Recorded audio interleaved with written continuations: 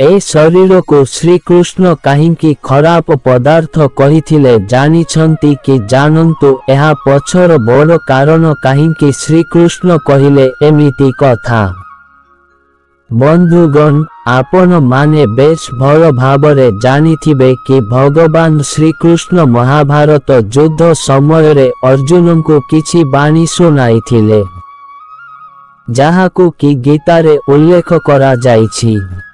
सेही बाणी गुड़िक आम नीति दिनिया कार्य रे अत्यावश्यक अटे।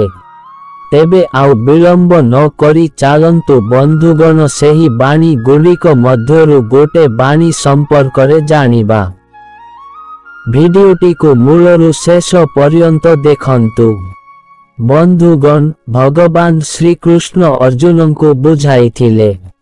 अर्जुन जने महान योद्धा थिले एवं से श्रीकृष्ण अंकर मध्य परम मित्र थिले। सेथिपाई श्रीकृष्ण तांको विश्व रूप मध्य तांको देखाइथिले। एथि सहित तांको किछि बाणी मध्य कहिथिले।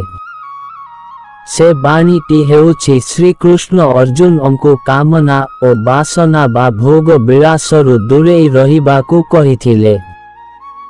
कहिथिले कि एक निर्दिष्ट समय रे मनरे एही इच्छा जागृत होई थाए ओ एसबु किछि मिछ, एथिरे किछि मध्य सत्यता न थाए। मनुष्यर बयस संगे संगे एही भोग ओ विलासर इच्छा मध्य लोप पाइबाकू बसी थाए एवं एही भोग विलास पछरे जे पड़ी थाए से निजर सर्वशेषरे सर्वस्व हराई थाए। सेथिपाई केबे हेले मध्य एही भोग विलास ओ कामना वासनार अंतर्भुक्त हेबा अनुचित। निज मन सेथि प्रति आकर्षित हेले मध्य निज मन को निज आयतरे रखिबाकू पड़ी थाए। निज मन को कदापि अन्य काहा आयतरे रखिबा उचित होई न थाए।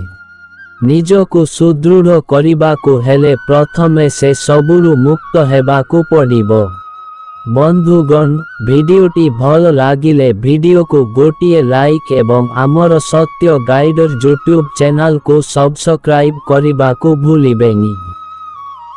धन्यवाद। जय श्री कृष्ण।